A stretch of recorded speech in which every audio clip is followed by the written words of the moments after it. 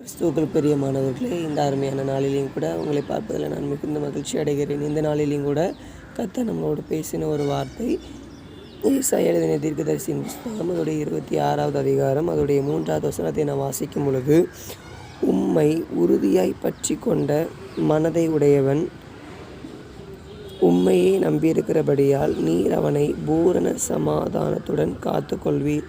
உம்மை உறுதியாய் பற்றி கொண்ட மனதை உடையவர் ஆமேன் என்று சொல்லி நம்ம வேதத்தில் நம்ம வாசிக்கிறோம்.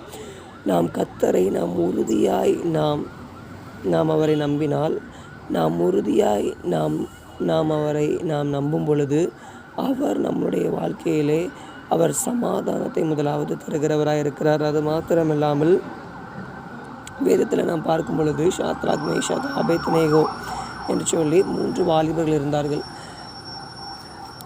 அங்குள்ள ராஜா ஒரு கட்டளையிடுகிறார், நான் செய்யும்